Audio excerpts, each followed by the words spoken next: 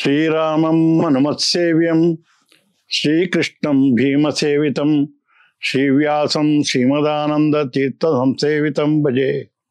ವ್ಯಾಸಾಯ ಭವನಾಶಾಯ ಶ್ರೀಶಾಯ ಗುಣರಾಶಯೇ ಹೃದಯಾಯ ಶುದ್ಧ ವಿದ್ಯಾಯ ಮಧ್ವಾಯ ಚ ನಮೋ ನಮಃ.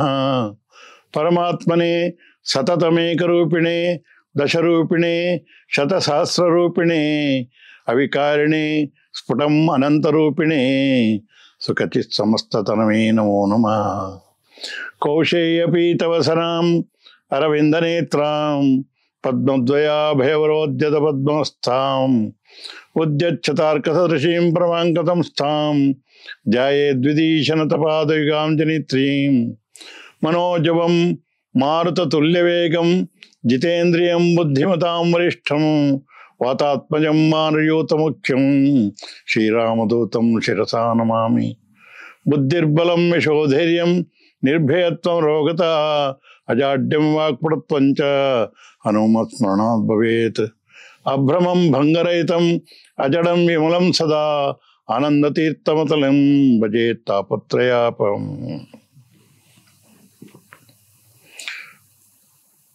ಹರಿಪಾದವನ್ನು ಸೇರಿರತಕ್ಕಂತಹ ನಿಮ್ಮೆಲ್ಲರ ಗುರುಗಳಾಗಿರತಕ್ಕಂತಹ ಶ್ರೀ ವಿಶ್ವೇಶತೀರ್ಥ ಶ್ರೀಪಾದಂಗಳವರು ಒಂದು ಘನೋದ್ದೇಶದಿಂದ ಪೂರ್ಣಪ್ರಜ್ಞ ವಿದ್ಯಾಪೀಠ ಎಂಬ ಸಂಸ್ಥೆಯನ್ನು ಹುಟ್ಟುಹಾಕಿದರು. ಅದರಲ್ಲಿ ವಿದ್ಯಾರ್ಥಿಗಳಿಗೆ 12 ವರ್ಷ ಅಶನ ವಸನಗಳನ್ನೆಲ್ಲ ಇತ್ತು. ಹಾಗೆಯೇ ಅವರಿಗೆಲ್ಲರಿಗೂ ಕೂಡ ಮಾತು ತತ್ವಜ್ಞಾನದ ಜ್ಞಾನವನ್ನೆಲ್ಲ ಉಪದೇಶಿಸಿ ಅವರನ್ನೆಲ್ಲ ಪಂಡಿತರನ್ನಾಗಿ ಮಾಡಿದ್ದಾರೆ. ಹೀಗೆ ಎಷ್ಟೋ ವರ್ಷಗಳಿಂದ ಅಲ್ಲಿಂದ ಪಂಡಿತರಾಗಿ ಹೊರಹೊಮ್ಮಿರತಕ್ಕಂತಹ ನಾವೆಲ್ಲರೂ ಸೇರಿ ಪೂರ್ಣಪ್ರಜ್ಞ ವಿದ್ಯಾಪೀಠ ಪ್ರಾಕ್ತನ ವಿದ್ಯಾರ್ಥಿ ಸಂಘ ಎಂಬುದಾಗಿ ಒಂದು ಸಂಘವನ್ನು ಕಟ್ಟಿಕೊಂಡಿದ್ದೇವೆ. ಈ ಸಂಘದಲ್ಲಿ ಹಲವು ಉದ್ದೇಶಗಳಿವೆ. ಅದರಲ್ಲಿ ಪ್ರಮುಖವಾಗಿರತಕ್ಕಂಥದ್ದು 2 ಉದ್ದೇಶ. ಒಂದು 40ರಿಂದ 60 ಪುಟಗಳವರೆಗೆ ಪ್ರಸಿದ್ಧರಾಗಿರತಕ್ಕಂತಹ ವಿದ್ವಾಂಸರಿಂದ ಲೇಖನವನ್ನು ಬರೆಸಿ ಅದನ್ನು ಪ್ರಕಟಗೊಳಿಸ್ತಕ್ಕಂತಹ ಒಂದು ಉದ್ದೇಶವನ್ನು ಇಟ್ಟುಕೊಂಡಿದ್ದೇವೆ. ಆ ಪುಸ್ತಕವನ್ನು ಪ್ರಕಟಣೆ ಮಾಡುವುದಾದರೆ ಅದಕ್ಕೆ 25,000 ರೂಪಾಯಿಗಳಾಗ್ತದೆ. ಅದನ್ನು ಕೂಡ ಭಗವದ್ಭಕ್ತರು ಕೊಟ್ಟರೆ ನಮ್ಮ ಆ ಕೆಲಸವನ್ನು ಕೂಡ ನಾವು ಸಾಂಗವಾಗಿ ನೆರವೇರಿಸಲಿಕ್ಕೆ ಸಹಾಯವಾಗ್ತದೆ. ಹಾಗೆಯೇ ಇನ್ನೊಂದು ಕಾರ್ಯಕ್ರಮವನ್ನು ನಾವು ಹಮ್ಮಿಕೊಂಡದ್ದು ಪ್ರಸಿದ್ಧರಾಗಿರತಕ್ಕಂತಹ ನಮ್ಮ ಮಾಧ್ವ ತತ್ವಜ್ಞಾನವು ಶ್ರೀಮಂತ ಮಾಡಿರತಕ್ಕಂತಹ ಎಷ್ಟೋ ಯತಿವರೆಣ್ಯರಿದ್ದಾರೆ, ದಾಸವರೆಣ್ಯರಿದ್ದಾರೆ. ಇವರನ್ನೆಲ್ಲ ಆಯಾಯ ಸಂದರ್ಭಗಳಲ್ಲಿ ನೆನಪು ಮಾಡಿಕೊಂಡು ಅದರ ಬಗ್ಗೆ ಪಂಡಿತರಿಂದ ಉಪನ್ಯಾಸವನ್ನು ಮಾಡತಕ್ಕಂತಹ ಒಂದು ಕಾರ್ಯಕ್ರಮವನ್ನು ಕೂಡ ನಾವು ಹಮ್ಮಿಕೊಂಡಿದ್ದೇವೆ. ಈ ಕಾರ್ಯಕ್ರಮಕ್ಕೆ ಯಾರಾದರೂ 2,000 ರೂಪಾಯಿಯನ್ನು ಕೊಟ್ಟರೆ ಆ ಒಂದು ಉಪನ್ಯಾಸ ಅಥವಾ ಪ್ರವಚನ ಮಾಲಿಕೆಯನ್ನು ಅವರ ಪರವಾಗಿ ಅವರ ಪ್ರಾಯೋಜಕತ್ವದಲ್ಲಿ ನಾವು ಅದನ್ನು ಪ್ರಸಾರ ಮಾಡಲಿಕ್ಕಿದ್ದೇವೆ. ಈ ರೀತಿಯ 2 ಕಾರ್ಯಕ್ರಮಗಳನ್ನು ನಾವು ಇಟ್ಟುಕೊಂಡಿದ್ದೇವೆ. ಇವತ್ತು ನಮ್ಮ ಪ್ರಸಿದ್ಧರಾಗಿರತಕ್ಕಂತಹ ಪಂಡಿತರು, ಪ್ರಕಾಂಡ ಪಂಡಿತರು, ಮಹಾಮಹೋಪಾಧ್ಯಾಯರೆಂಬ ಬಿರುದಾಂಕಿತರಾಗಿರ್ತಕ್ಕಂತಹ ಶ್ರೀ ಹರಿದಾಸ ಭಟ್ಟರು, ಮಾಧ್ವ ಜನತೆಯ ಕಣ್ಮಣಿಯವರು, ಅವರು ಶ್ರೀರಾಮನ ಮರ್ಯಾದಾ ಪುರುಷೋತ್ತಮ ಶ್ರೀರಾಮನ ವ್ಯಕ್ತಿತ್ವದ ಬಗ್ಗೆ ಕ್ಷಕಿರಣವನ್ನು ಬೀರ್ಲಿಕ್ಕಿದ್ದಾರೆ. ಅವರು ತಮ್ಮ ಪ್ರವಚನವನ್ನು ನಡೆಸಿಕೊಡಬೇಕಾಗಿ ನಾನು ಅವರಲ್ಲಿ ಪ್ರಾರ್ಥನೆ ಮಾಡ್ತೇನೆ. ಇವತ್ತಿನ ಈ ಕಾರ್ಯಕ್ರಮವನ್ನು ಪ್ರಾಯೋಜನೆ ಮಾಡಿರತಕ್ಕಂಥವರು ಶಕುಂತಳಾ ಗಿರಿಧರ್, ಜಯನಗರ, ಬೆಂಗಳೂರು. ಇವರು ಮಾಜಿ ಕೆನರಾ ಬ್ಯಾಂಕಿನ ಉದ್ಯೋಗಿಯಾಗಿದ್ದಾರೆ. ಇವರಿಗೂ ಕೂಡ ರಾಮಚಂದ್ರ ದೇವರು ವಿಶೇಷವಾಗಿ ಆಯುರಾರೋಗ್ಯ ಭಾಗ್ಯವನ್ನು ಕರುಣಿಸಲಿ ಎಂಬುದಾಗಿ ಪ್ರಾರ್ಥನೆಯನ್ನು ಕೂಡ ನಾನು ಮಾಡ್ತೇನೆ. ಶ್ರೀ ಗುರುಭ್ಯೋ ನಮಃ. ಹರಿ ಓಂ. ರಾಮಾಯ ರಾಮಭದ್ರಾಯ ರಾಮಚಂದ್ರಾಯ ವೇಧಸೆ ರಘುನಾಥಾಯ ನಾಥಾಯ ಸೀತಾಯ ಪತಯೇ ನಮಃ. ನಮ್ಮ ಭಾರತೀಯರಿಗೆ ಆರಾಧ್ಯ ದೈವ ಭಗವಂತನ 2 ಅವತಾರಗಳು. ಒಂದು ಶ್ರೀರಾಮಚಂದ್ರ, ಮತ್ತೊಂದು ವಾಸುದೇವ ಕೃಷ್ಣ. ಕೃಷ್ಣ ಬಾಲ್ಯ ರೂಪದಿಂದ ಭಕ್ತಪ್ರಿಯನಾಗಿ ಕಾಣಿಸಿಕೊಂಡ್ರೆ, ಶ್ರೀರಾಮಚಂದ್ರ ಆದರ್ಶ ಪುರುಷನಾಗಿ, ಮರ್ಯಾದಾ ಪುರುಷೋತ್ತಮನಾಗಿ ಭಾರತೀಯರಿಗೆ ಭಾವನಾ ಪಾತ್ರನಾದ ಒಬ್ಬ ಪುರುಷೋತ್ತಮ.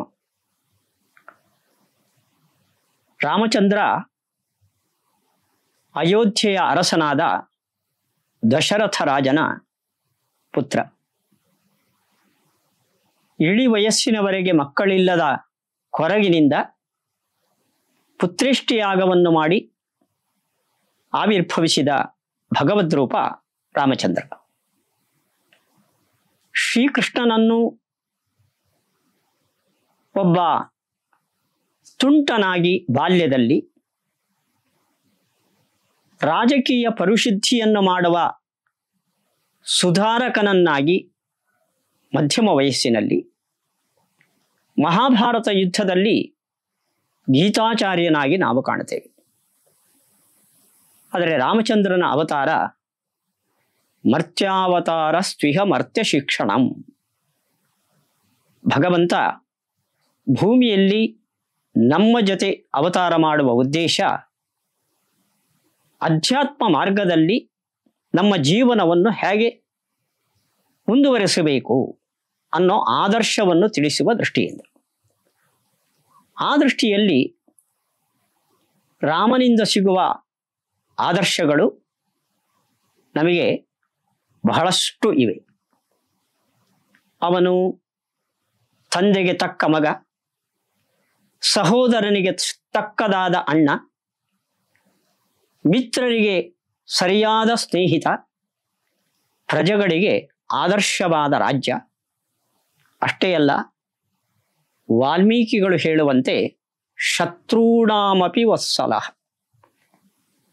ಶತ್ರುಗಳಿಗೂ ಆದರ್ಶವಾದ ಒಬ್ಬ ಶತ್ರು. ನಮ್ಮ ದ್ವೇಷ, ನಮ್ಮ ವಿರೋಧ ಯಾವ ಹಂತದವರೆಗೆ ಇರಬೇಕು, ಹೇಗಿರಬೇಕು ಅನ್ನೋದಕ್ಕೂ ಆದರ್ಶವಾಗಿ ನಿಂತ ವ್ಯಕ್ತಿತ್ವ ಶ್ರೀರಾಮಚಂದ್ರನದು. ನಾನು ರಾಮನ ಆದರ್ಶದಲ್ಲಿ 2 ಅಂಶಗಳನ್ನು ಶ್ರೀರಾಮನವಮಿಯ ಈ ಸಂದರ್ಭದಲ್ಲಿ ಶ್ರೋತೃಗಳ ಗಮನಕ್ಕೆ ತರೋದಕ್ಕೆ ಇಚ್ಛೆ ಪಡ್ತೇನೆ. ಒಂದು, ಅವನು ಪ್ರಜೆಗಳಿಗೆ ಆದರ್ಶ ರಾಜನಾಗಿ ಹೇಗಿದ್ದ ಅಂತ. ನಾವು ಇವತ್ತು ರಾಮ ರಾಜ್ಯದ ಕನಸನ್ನ ಕಾಣ್ತೇವೆ. ಅದು ಯಾವತ್ತು ನನಸಾಗುತ್ತೋ ನಮಗೊತ್ತಿಲ್ಲ. ರಾಮನ ರಾಜ್ಯ ಅಷ್ಟು ಸುಭಿಕ್ಷವಾಗಿತ್ತು. ಅಲ್ಲಿ ಪ್ರಜೆಗಳಿಗೆ ತೊಂದರೆ ಇರ್ತಿರ್ಲಿಲ್ಲ, ಅಪಮೃತ್ಯು ಇಲ್ಲ, ಸುಖಮಯವಾದ ನಿಶ್ಚಿಂತೆಯ ಜೀವನ ರಾಮರಾಜ್ಯದ ಪ್ರಜೆಗಳಿಗೆ ಇತ್ತು. ಇದಕ್ಕೆ ಮುಖ್ಯವಾದ ಕಾರಣ ಏನು? ವಾಲ್ಮೀಕಿಗಳು ಹೇಳ್ತಾರೆ, ಪ್ರಭುಶಕ್ತಿಯಿಂದ, ದಂಡಶಕ್ತಿಯಿಂದ ಪ್ರಜೆಗಳನ್ನು ಹದ್ದುಬಸ್ತಿನಲ್ಲಿಟ್ಟು ಶಾಂತಿಯನ್ನು ರಾಜ್ಯದಲ್ಲಿ ಕಾಪಾಡೋದು ಬಹಳ ಕ್ಲಿಷ್ಟವಾದ ಕೆಲಸ. ಅದಕ್ಕಿಂತ ಸ್ನೇಹದಿಂದ ಪ್ರಜೆಗಳನ್ನು ನೋಡಿಕೊಂಡಾಗ, ಮಕ್ಕಳಂತೆ ನೋಡಿಕೊಂಡಾಗ ಪ್ರಜಾರಕ್ಷಣೆಯ ಭಾರ ಬಹಳ ಯಶಸ್ವಿಯಾಗಿ ರಾಜ ನಿರ್ವಹಿಸಬಲ್ಲ. ಇದಕ್ಕೆ ಉದಾಹರಣೆ ರಾಮಚಂದ್ರ. ರಾಮಚಂದ್ರನ ರಾಜ್ಯಭಾರದ ಕಾಲದಲ್ಲಿ ಹಿಂಸೆ, ಮತ್ತೊಬ್ಬರಿಂದ ತೊಂದರೆಗಳು, ಅನ್ಯಾಯ, ಮೋಸ, ವಂಚನೆ ಇಂಥ ಕೆಟ್ಟತನಗಳು ರಾಜ್ಯದಲ್ಲಿ ನಡೀತಾ ಇರಲಿಲ್ಲ. ಏನು ಕಾರಣ? ರಾಜನಾದ ರಾಮನಿಗೆ ಹೆದರಿ ಪ್ರಜೆಗಳು ಈ ಕೆಟ್ಟ ಕೆಲಸಗಳನ್ನು ಬಿಡ್ತಾ ಇದ್ರೋ ಅಂದರೆ ಅಲ್ಲ. ರಾಮಚಂದ್ರ ಅಯೋಧ್ಯೆಯ ಅರಸನಾದರೂ ಕೂಡ ಆ ಅಯೋಧ್ಯೆಯಲ್ಲಿ ಎಷ್ಟು ಮನೆಗಳಿದ್ದವೋ ಆ ಒಂದೊಂದು ಮನೆಗಳಿಗೂ ಆತ ಸದಸ್ಯನಾಗಿದ್ದ. ಆ ಕುಟುಂಬದ ಒಬ್ಬ ಅವಿಭಾಜ್ಯ ಅಂಗನಾಗಿದ್ದ.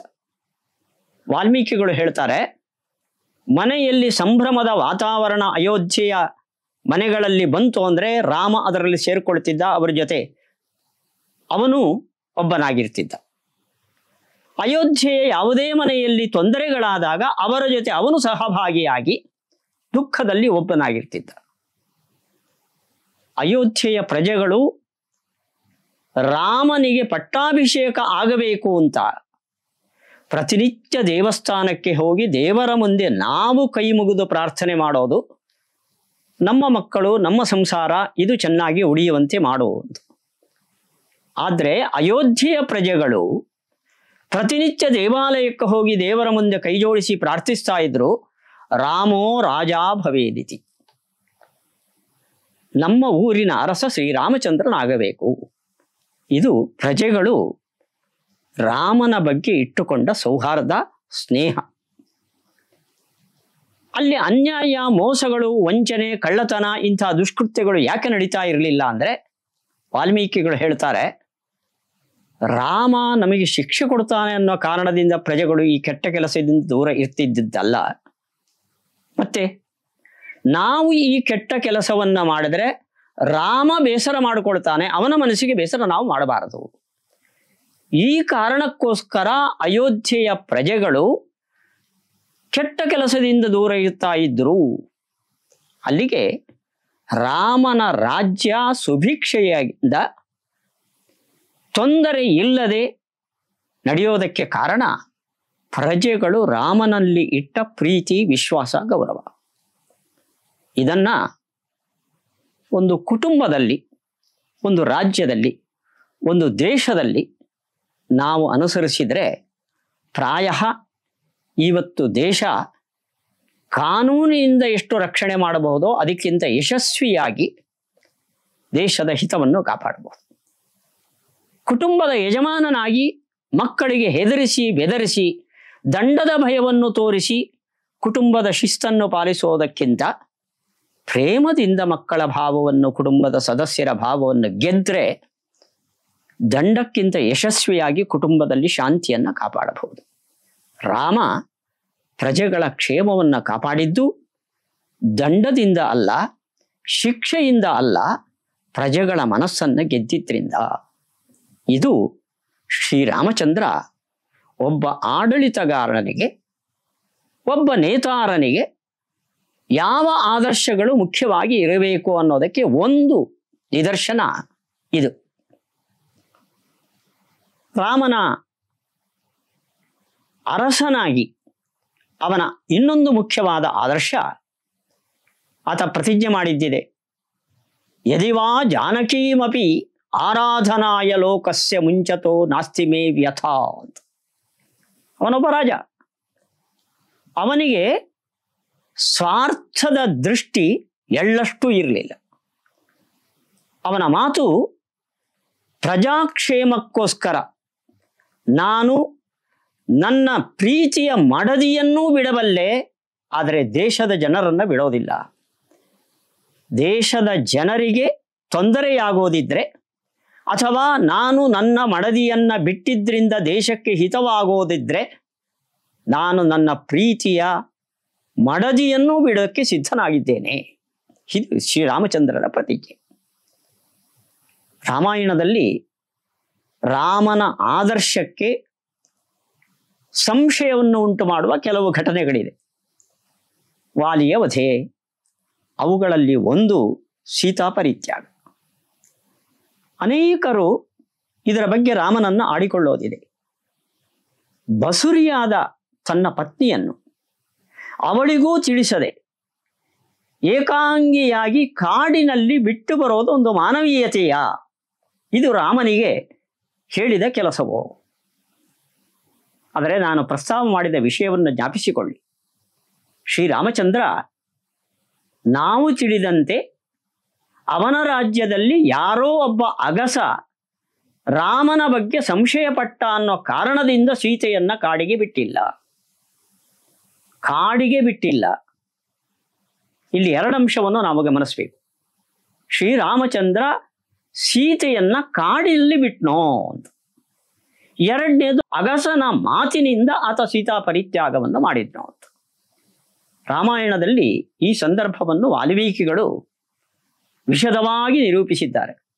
ರಾಮನ ಕಿವಿಗೆ ತನ್ನ ಬಗ್ಗೆ ತಾನು 1 ವರ್ಷದವರೆಗೆ ರಾವಣನ ಜೊತೆಯಲ್ಲಿದ್ದ, ರಾವಣನ ಬಂದಿಯಾಗಿದ್ದ ಸೀತೆಯನ್ನ ಮತ್ತೆ ಪರಿಗ್ರಹಿಸಿದ್ದಕ್ಕೆ ಪ್ರಜೆಗಳಲ್ಲಿ ಅಸಮಾಧಾನವಿದೆ ಅನ್ನೋ ವಾರ್ತೆ ರಾಮನಿಗೆ ಬಂತು.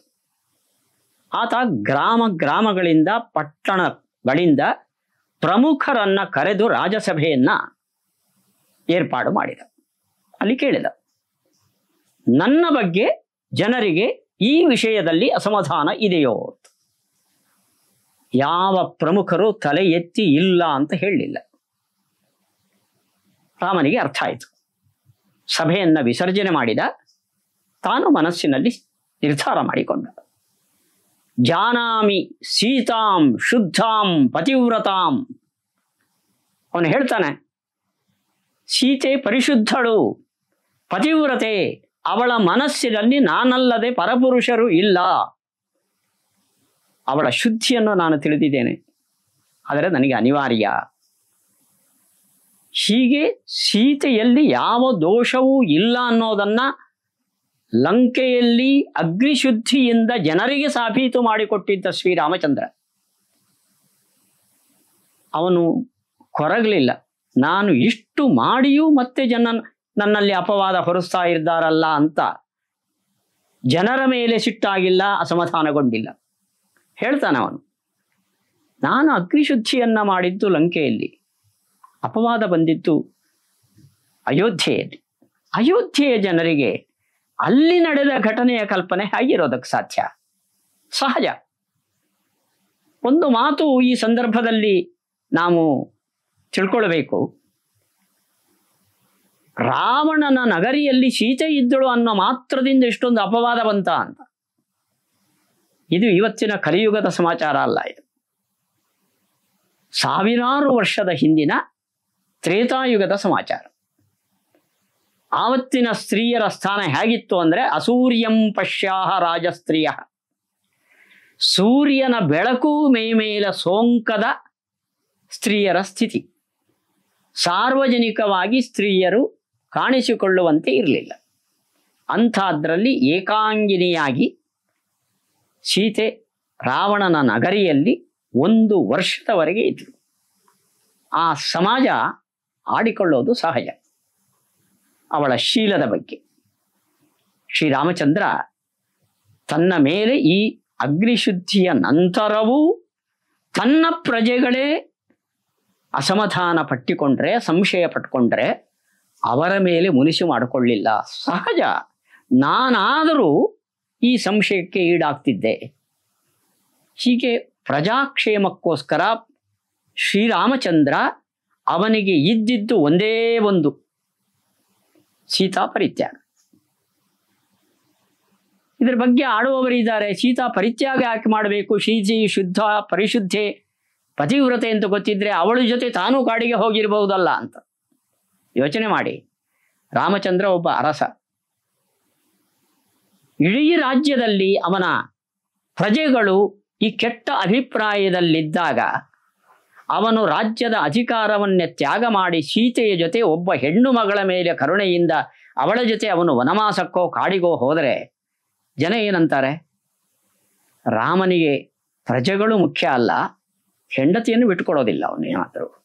ಆದರೆ ಅವನು ಆಡಿದ ಮಾತು ಯದಿವಾ ಜಾನಕೀಮಪಿ, ಪ್ರಜಾಕ್ಷೇಮಕ್ಕೋಸ್ಕರ ನಾನು ಜಾನಕಿಯನ್ನೂ ಬಿಡಬಲ್ಲೆ, ಆದರೆ ಪ್ರಜೆಗಳನ್ನು ಬಿಟ್ಟುಕೊಡೋದಿಲ್ಲ ಅಂತ. ಇಷ್ಟು ಆಡಿದ ಶ್ರೀರಾಮಚಂದ್ರನಿಗೆ ಸೀತಾ ಪರಿತ್ಯಾಗದ ಹೊರತು ಮತ್ತೊಂದು ದಾರಿ ಇಲ್ಲ.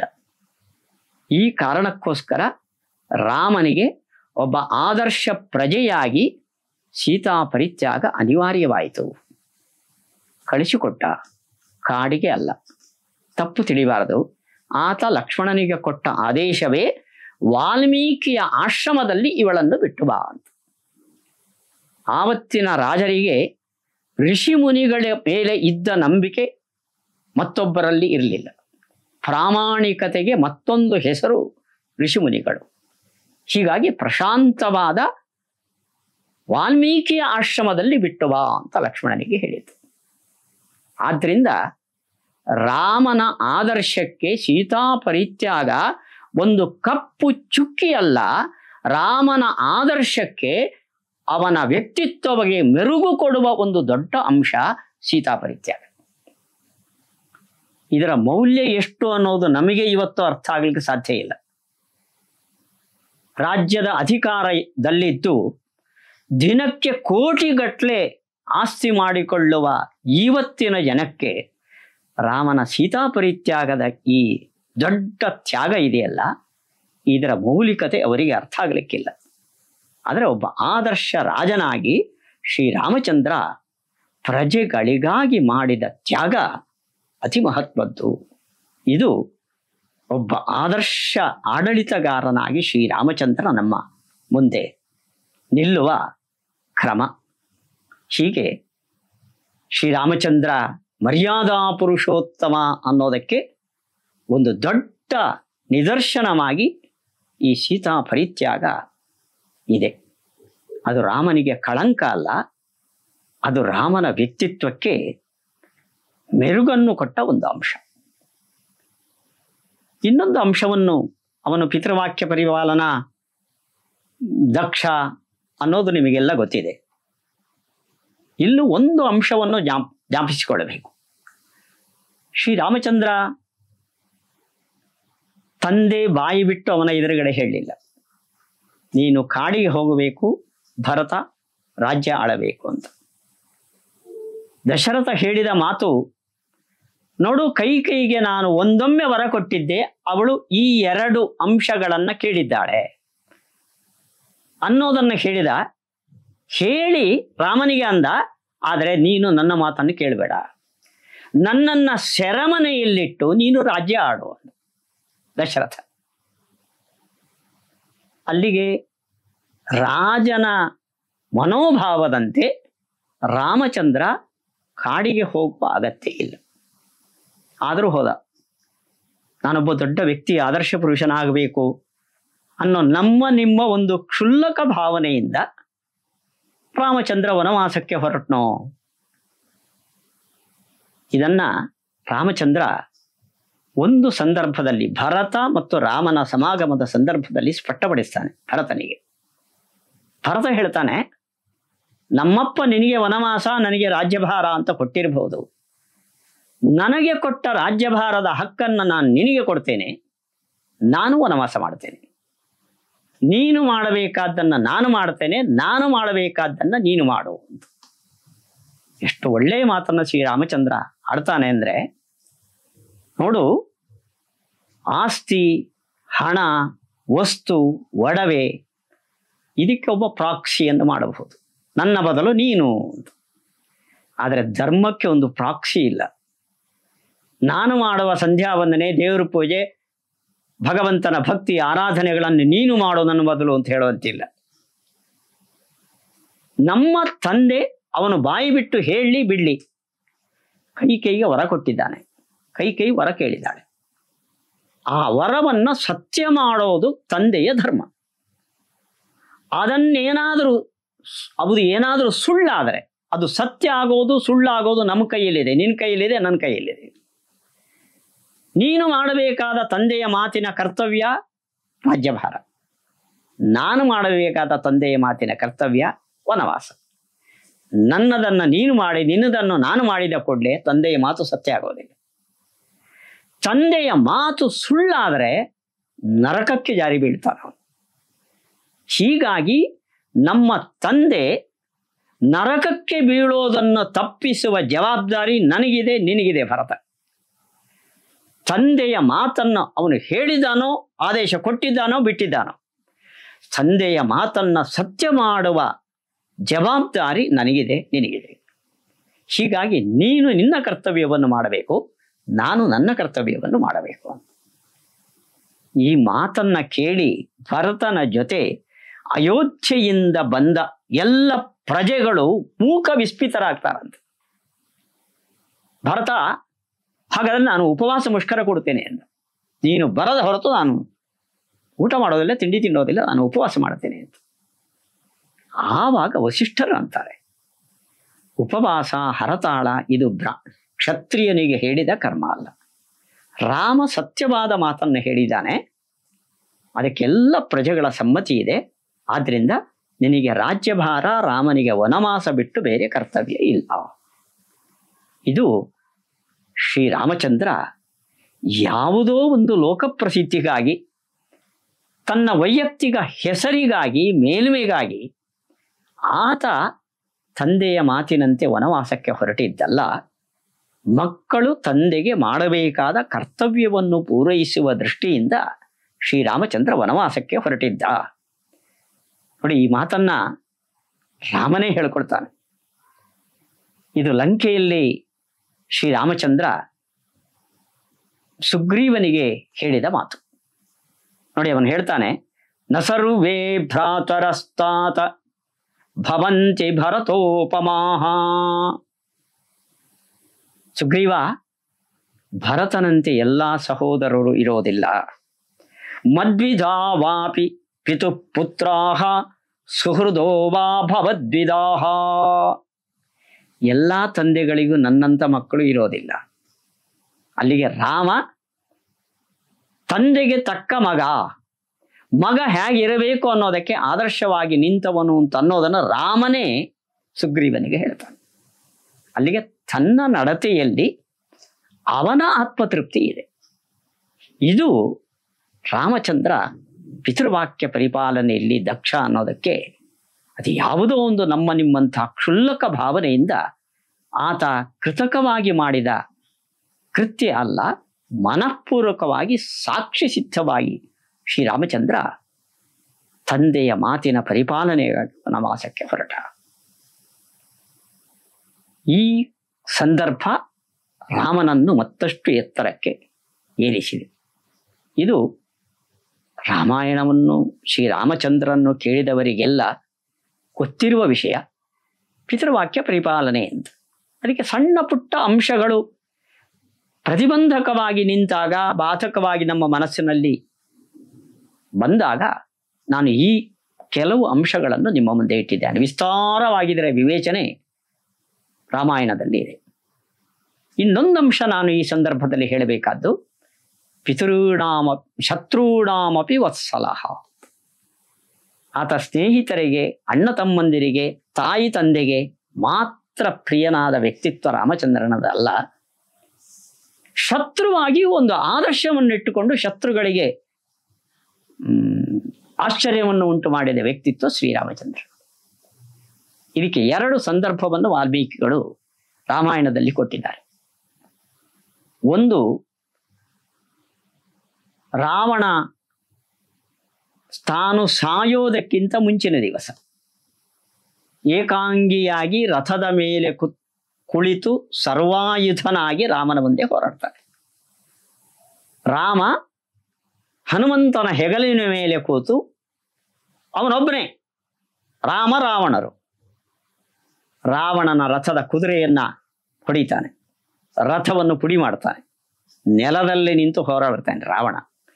ಕೈಯಲ್ಲಿರುವ ಅಷ್ಟೂ ಆಯುಧಗಳನ್ನು ಕತ್ತರಿಸಿ ಬರೀ ಕೈಯಲ್ಲಿ ರಾವಣ ಎದುರುಗಡೆ ನಿಲ್ಲುವಂತೆ ಮಾಡ್ತಾನೆ.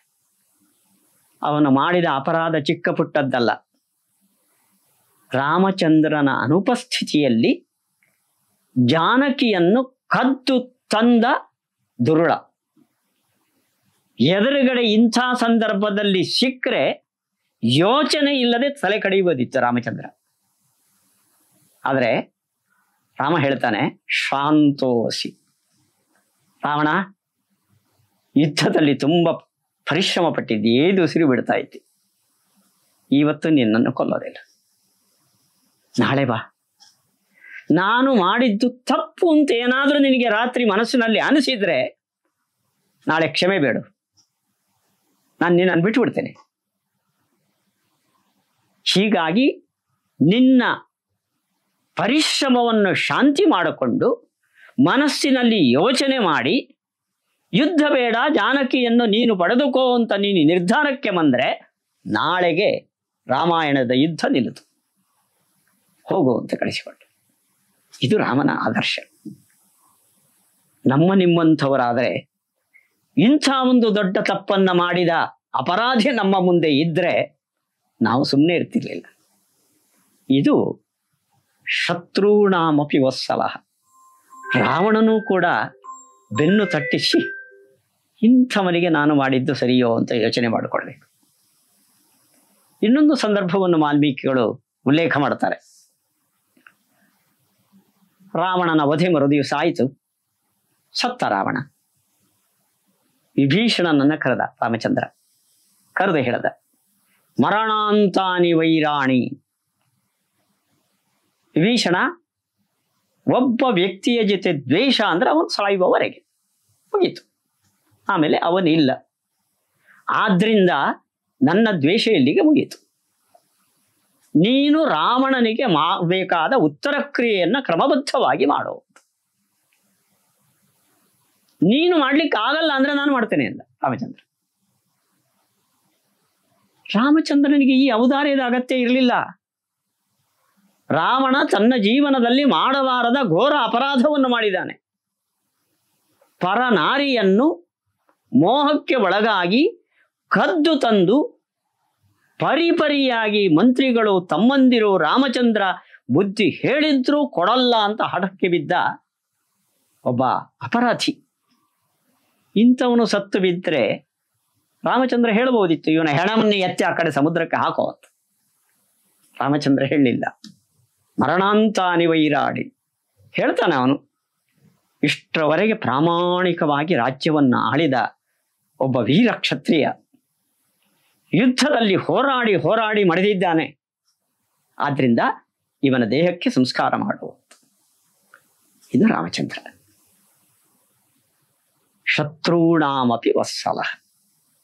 ಹೀಗೆ ರಾಮಚಂದ್ರ ಅವನು ಒಬ್ಬ ಪ್ರೌಢನಾಗಿ ಕೃಷ್ಣನ ತರ ಬಾಲ್ಯದ ವ್ಯಕ್ತಿತ್ವದ ವಿಶೇಷ ನಿರೂಪಣೆ ರಾಮಾಯಣದಲ್ಲಿಲ್ಲ. ರಾಮ ಅಂದ್ರೆ ಕೈಯಲ್ಲಿ ಆಯುಧವನ್ನು ಹಿಡಿದು ಯಾವ ಕಾರ್ಯವನ್ನೂ ಮಾಡಬಲ್ಲ ಒಬ್ಬ ತೇಜಸ್ವಿ ಪರಾಕ್ರಮಿ ಪುರುಷ. ನಾವು ರಾಮನ ಪರಾಕ್ರಮವನ್ನು ರಾಮರಾವಣಯೋರ್ ಯುದ್ಧಂ ರಾಮರಾವಣಯೋರಿವ ಅಂತ ಭಯಂಕರವಾದ ಯುದ್ಧ ಅಂತ ವಾಲ್ಮೀಕಿಗಳು ಹೇಳಿದ್ದಿದೆ. ಆದರೆ ರಾಮಚಂದ್ರನ ಶೌರ್ಯವನ್ನು ನೋಡೋದಕ್ಕೆ ಒಂದು ಉದಾಹರಣೆಯನ್ನ ವಾಲ್ಮೀಕಿಗಳು ಹೇಳಿದ್ದಾರೆ. ದಂಡಕಾರಣ್ಯದಲ್ಲಿ ಶೂರ್ಪಣಖಿಯ ಪ್ರಸಂಗ ನಡೆದ ಮೇಲೆ ಶೂರ್ಪಣಖಿಯ ರಕ್ಷಣೆಗಾಗಿ ರಾವಣ 14,000 ರಾಕ್ಷಸರನ್ನ ಇಟ್ಟಿದ್ದ. ಆ ಸಂದರ್ಭದಲ್ಲಿ ಅಷ್ಟೂ ರಾಕ್ಷಸರು ರಾಮ ಲಕ್ಷ್ಮಣರ ಬೇರೆ ಯುದ್ಧಕ್ಕೆ ಬರ್ತಾರೆ. ರಾಮಚಂದ್ರ ಹೇಳ್ತಾನೆ, ಲಕ್ಷ್ಮಣ, ಸೀತೆಗೆ ಅಪಾಯ ಆಗಬಾರದು. ಸೀತೆಯನ್ನ ಒಂದು ಗುಹೆಯಲ್ಲಿ ಇಟ್ಟು ಎದುರುಗಡೆ ಶಸ್ತ್ರ ಸಜ್ಜಿತನಾಗಿ ಅವಳ ರಕ್ಷಣೆಯಲ್ಲಿ ನೀನಿರಬೇಕು. 14,000 ರಾಕ್ಷಸರನ್ನು ನಾನು ನೋಡ್ಕೋತೇನೆ. ಒಬ್ಬ ರಾಮಚಂದ್ರ ರಾಮ ಪುರಸ್ತಾದತ ಪೃಷ್ಠತಶ್ಚ. ಒಬ್ಬ ರಾಮಚಂದ್ರ 14,000 ರಾಕ್ಷಸರನ್ನ ಹೊಡೆದು ಉರುಳಿಸಿದ. ಇದು ರಾವಣ ಶೌರ್ಯ. ಇದು ಶುಕಸಾರಣರನ್ನ ರಾಮ ಸೇತುವೆ ಕಟ್ಟಿ ಲಂಕೆಗೆ ಬಂದಾಗ ರಾವಣ ತನ್ನ 2 ಗೂಢಚಾರರನ್ನ, ಶುಕ ಮತ್ತು ಸಾರಣ, ಅವರನ್ನು ಕಳಿಸ್ಕೊಡ್ತಾನೆ. ರಾಮನ ಸೈನ್ಯದಲ್ಲಿ ಯಾರ್ಯಾರು ಮುಖ್ಯಸ್ಥರು, ಎಷ್ಟು ಜನ ಇದ್ದಾರೆ ಅಂತ ನೀನು ಅಲ್ಲಿ ತಿಳಿದುಕೊಂಡು ಬರಬೇಕು ಅಂತ. ಅವರಿಬ್ಬರು ಕೂಡ ಕಪಿಗಳ ಕೈಗೆ ಸಿಗ್ತಾರೆ. ಕಪಿಗಳು ಹಿಗ್ಗಾಮುಗ್ಗ ಹೊಡಿತಾರೆ, ಕೈ ಕಾಲು ಕಟ್ಟಿ ರಾಮನ ಮುಂದೆ ನಿಲ್ಲಿಸ್ತಾರೆ. ರಾಮ ಮೊದಲು ಅಂದಿದ್ದು ಅವರ ಬಂಧನ ಬಿಡಿ ಅಂತ. ಕೇಳ್ತಾನೆ, ಯಾಕೆ ಬಂದಿದ್ದೀರಿ ನೀವು ಅಂತ. ರಾಮನ ಆದೇಶ ಕೊಟ್ಟಿದ್ದಾನೆ, ಅವನ ಗೂಢಚಾರರಾಗಿ ನಿನ್ನ ಸೈನ್ಯದ ಬಲ ಎಷ್ಟು ಅಂತ ತಿಳ್ಕೊಳ್ಳೋಕ್ಕೆ ನಾವು ಬಂದಿದ್ದೇವೆ ಅಂತ. ರಾಮಚಂದ್ರ ಸುಗ್ರೀವನಿಗೆ ಹೇಳ್ತಾನೆ, ಸುಗ್ರೀವ, ಇವರಿಬ್ಬರಿಗೆ ಯಾವ ತೊಂದರೆಯೂ ಕೊಡದೆ ನಮ್ಮ ಸೈನ್ಯದಲ್ಲಿ ಯಾರ್ಯಾರು ವೀರ ಯೋಧರಿದ್ದಾರೆ, ಎಷ್ಟು ಜನ ಕಪಿಗಳಿದ್ದಾರೆ ಎಲ್ಲ ತೋರಿಸ್ಕೊಂಡ್ ಬರ್ಬೇಕು ನೀವು ಅಂತ. ಇದು ರಾಮಚಂದ್ರ ಆಯಿತು. ಅವನು ಕಪಿಗಳನ್ನು ನೆಚ್ಚಿಕೊಂಡು ಲಂಕೆಗೆ ಮುತ್ತಿಗೆ ಹಾಕಿದ್ದಲ್ಲ, ಅವನ ಪರಾಕ್ರಮದಲ್ಲಿ, ಅವನ ಭುಜಬಲದಲ್ಲಿ ಅವನಿಗೆ ವಿಶ್ವಾಸ ಇತ್ತು. ಇದು ಶತ್ರುಣಾಮಪಿ ವತ್ಸಲ. ಹೀಗೆ ಒಬ್ಬ ರಾಜನಾಗಿ, ಒಬ್ಬ ತಂದೆಯಾಗಿ, ಒಬ್ಬ ಗಂಡನಾಗಿ, ಒಬ್ಬ ಸಹೋದರನಾಗಿ, ಒಬ್ಬ ಶತ್ರುವಾಗಿ ಶ್ರೀರಾಮಚಂದ್ರ ಎಲ್ಲ ವಿಧದಲ್ಲೂ ಒಬ್ಬ ಆದರ್ಶ ಪುರುಷನಾಗಿ ನಮ್ಮ ಮುಂದೆ ನಿಂತಿದ್ದಾನೆ. ವಾಲ್ಮೀಕಿಗಳು ರಾಮೋ ವಿಗ್ರಹವಾನ್ ಧರ್ಮ ಅನ್ವರ್ಥವಾಗಿ ಮೂರ್ತಿ ವ್ಯಕ್ತ ಧರ್ಮದ ಸ್ವರೂಪ ಶ್ರೀರಾಮಚಂದ್ರ. ಇದು ರಾಮ. ನಮ್ಮ ನಾಡಿನ ಕ್ಷತ್ರಿಯರಿಗೆ, ಮಕ್ಕಳಿಗೆ, ಸಹೋದರರಿಗೆ ಆದರ್ಶ ಸ್ಥಾನದಲ್ಲಿ ನಿಂತ ಆರಾಧ್ಯ ದೈವ ಶ್ರೀರಾಮಚಂದ್ರ. ನಮ್ಮ ದುರಂತ, ನಮ್ಮ ದೇಶದಲ್ಲಿ ಈ ಪ್ರಪಂಚದ ಸೃಷ್ಟಿಕರ್ತೃವಾದ ಒಬ್ಬ ಅದ್ಭುತ ವ್ಯಕ್ತಿ ಶ್ರೀರಾಮಚಂದ್ರನಾಗಿ ಅವತರಿಸಿದರೆ, ಅವನ ಅವತರಿಸಿದ ಭೂಮಿಯನ್ನು ನಾವು ನಮ್ಮ ವಶಕ್ಕೆ ತೆಗೆದುಕೊಳ್ಳಬೇಕಾದರೆ 500 ವರ್ಷಗಳ ಹೋರಾಟ ಬೇಕಾಯಿತು ನೋಡ್ರಿ. ಎಂಥ ದುರಂತ ಅಂತ. ಆಗಿದ್ದನ್ನು ಮರೆತುಕೊಳ್ಳೋಣ. ಇವತ್ತು ರಾಮನಿಗೆ ಅವನ ಹುಟ್ಟೂರಿನಲ್ಲಿ ನಾವು ನೀವೆಲ್ಲ ಸೇರಿ ದೊಡ್ಡ ಒಂದು ಮಂದಿರವನ್ನು ಕಟ್ಟಿದ್ದೇವೆ. ಮಂದಿರವನ್ನು ಕಟ್ಟೋದು ದೊಡ್ಡದಲ್ಲ, ನಮ್ಮ ಹೃದಯಗಳು ರಾಮ ಮಂದಿರವಾಗಬೇಕು.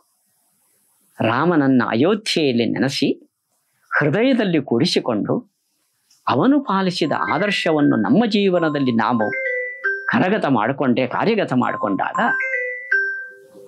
ಅದು ರಾಮನ ಆರಾಧನೆ ಪೂರ್ಣಗೊಳ್ಳುತ್ತದೆ. ರಾಮನವಮಿಯ ದಿವಸ ಪ್ರತಿ ವರ್ಷವೂ ರಾಮ ಹೇಳಿದ, ರಾಮ ನಡೆದ ಈ ಆದರ್ಶವನ್ನು ನಾನು ಇವತ್ತಿನಿಂದ ಪಾಲಿಸ್ತೇನೆ ಅಂತ ಪ್ರತಿಯೊಂದು ರಾಮನವಮಿಯ ಸಂದರ್ಭದಲ್ಲೂ ರಾಮ ಭಕ್ತರಾದ ನಮ್ಮ ಭಾರತೀಯರು ಪ್ರತಿಜ್ಞೆ ಮಾಡಿದರೆ ರಾಮ ರಾಜ್ಯದ ಕನಸನ್ನು ನಾವು ಸ್ವಲ್ಪ ಮಟ್ಟಿಗಾದರೂ ಕಾಣಬಲ್ಲವೇ ಏನೋ. ರಾಮನವಮಿ ನಮ್ಮ ನಾಡಿನ ಎಲ್ಲರಿಗೂ ಭಗವಂತನ ವಿಶೇಷ ಆಶೀರ್ವಾದದಿಂದ ಸುಖ, ಸಂತೋಷ, ಸಮೃದ್ಧಿಯನ್ನು ತರಲಿ. ನಮ್ಮ ದೇಶವನ್ನು ಆಳುವ ಅರಸರಿಗೆ, ರಾಜಕಾರಣಿಗಳಿಗೆ ಸದ್ಬುದ್ಧಿಯನ್ನು ಕೊಟ್ಟು, ಆಳುವ ಶಕ್ತಿಯನ್ನು ಕೊಟ್ಟು, ಪ್ರಾಮಾಣಿಕತೆಯನ್ನು ಅನುಗ್ರಹಿಸಲಿ ಅಂತ ಹೇಳ್ತಾ, ಎಲ್ಲ ಭಕ್ತರಿಗೂ ರಾಮಚಂದ್ರನ ವಿಶೇಷ ಆಶೀರ್ವಾದ ಇರಲಿ ಅಂತ ಪ್ರಾರ್ಥನೆ ಮಾಡಿ ನಾನು 2 ಮಾತುಗಳನ್ನು ಮುಕ್ತಾಯ ಮಾಡ್ತೇನೆ. ರಾಮಾಯ ರಾಮಭದ್ರಾಯ ರಾಮಚಂದ್ರಾಯ ವೇಧಸೇ ರಘುನಾಥಾಯ ನಾಥಾಯ ಸೀತಾಯ ಪತಯೇ ನಮಃ. ಅಗ್ರತ ಪೃಷ್ಠತಶ್ಚೈವ ಪಾರ್ಶ್ವತಶ್ಚ ಮಹಾಬಲೌ ಆಕರ್ಣ ಪೂರ್ಣಧನ್ವಾನೌ ರಕ್ಷೇತಾಂ ರಾಮಲಕ್ಷ್ಮಣೌ.